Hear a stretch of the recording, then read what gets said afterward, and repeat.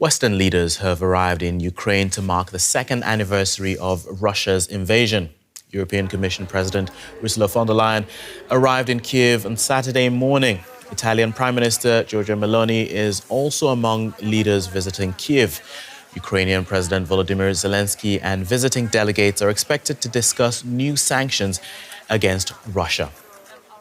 The Western allies are in agreement that Ukraine needs a massive boost in military aid to free its territory from Russian occupation. It's a message they brought to the United Nations on the eve of the anniversary. Russia's invasion of Ukraine, debated again at the UN Security Council. After another year of war, the UN's chief once more called for peace. 2 years on, and a decade since Russia's attempted illegal annexation of Ukraine's autonomous Republic of Crimea and the city of Sevastopol, the war in Ukraine remains an open wound at the heart of Europe. It is high time for peace. International aid and military supplies to Ukraine have slowed. This has impacted the battlefield and resulted in territorial gains for Moscow, like here in Avdiivka, eastern Ukraine. The city fell to Russians last week. Ukrainian President Volodymyr Zelensky seized upon this moment to press allies with a message: Ukraine badly needs more military aid, as a crucial aid package remains blocked by lawmakers in the US. Those calls were repeated at the UN General Assembly on Friday. 2 years ago, on this day, people did not believe, experts, diplomats did not believe that Ukraine would survive the large-scale invasion by Russia. Today, the same people do not believe that Ukraine can win this war. They turned wrong once, and they will turn wrong again. But Russia maintains it was provoked into conflict by the West.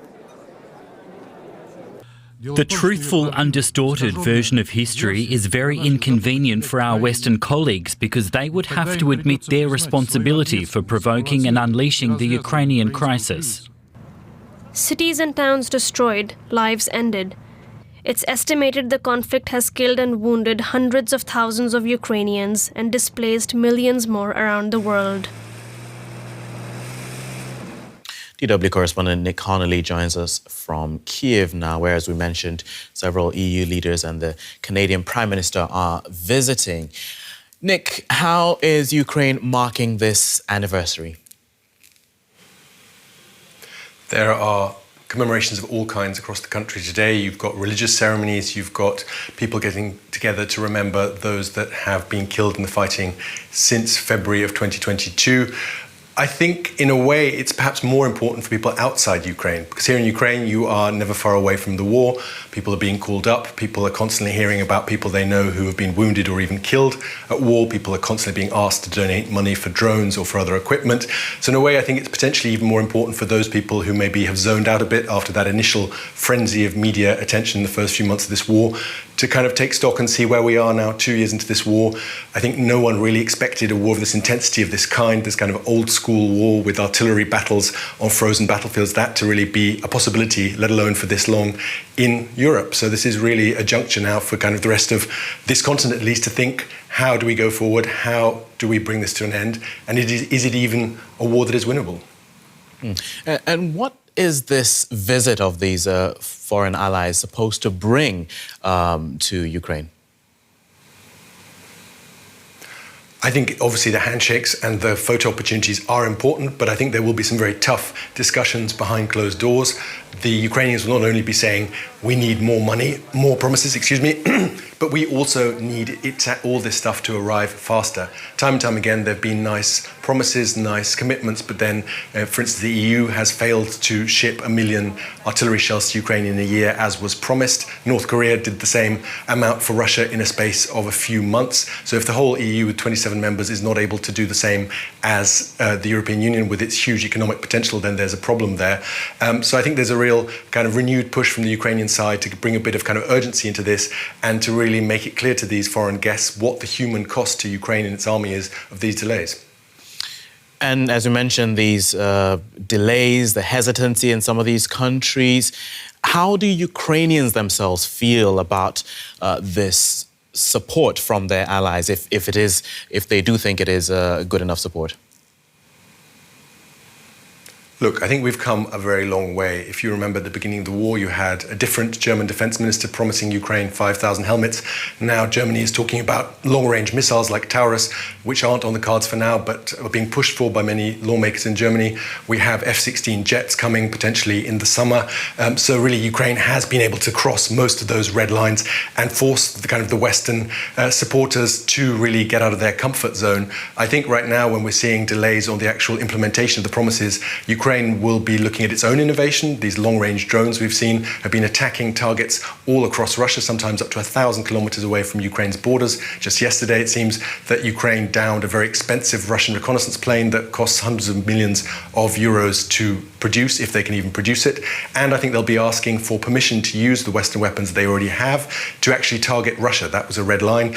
Western allies were always saying Ukraine can only use Western tech on its own territory, in territory that's been occupied by Russia. But obviously it is a very attractive proposition for the Ukrainian army to attack the source of attacks, to go for Russian missile bases, Russian air bases on Russian soil, rather than spending way more resources trying to intercept the missiles that come from those locations. So I think that's kind of what we're going to be seeing in the next months. Okay. DW's Nick Connolly in Kyiv. Thank you for that update. DW's Karolina Chimoy talked to the Ukrainian Minister for Strategic Industry today. He wants to turn Ukraine into a weapons production hub for the West, but also points out what Ukraine urgently needs. Thank you so much for joining us. Could you tell us the three most important things that Ukraine needs now? Well, we focus in defense industry on ammunition, air defense, and drones. That's three primary focuses for us for this year. How is the cooperation with Germany going? We have been seeing some joint ventures. Is that going forward? I've just returned from Germany. I've been at the Munich Security Conference. It was quite an awakening call, but I would tell the German defense industry is quite organized and focused on working more with Ukraine. And I'm happy because we got a number of projects in armored vehicles, in ammunition, and in drones running with Germany. They just thought it will take some time, but we are on the track. I just came back from a couple of frontline cities. I have been talking to soldiers. They're all telling me, number one, they are tired, they're exhausted, and number two, they need ammunition and they need weapons. What would you tell them? Karolina, that's the greatest war of generations. There would be never enough ammunition, never enough people, and never enough weapons. But we keep working on producing more. But no matter how much we produce, we will be always dependent on the Western supply, because no single country can withstand against Russia in such kind of the war. Thanks for standing with us for already 731 days. So what happens if you lose the support from the West, or if political things change in the West and you don't get as much support as you need? We focus on growing defense industry, and defense industry became important not only in Ukraine but across Europe, across the whole free world. Alexander, this would be my last question. 2 years of war, we're entering the third year. Do you see an end? Yes, I see it. That end will come when we will win this war. Thank you. Thank you so much.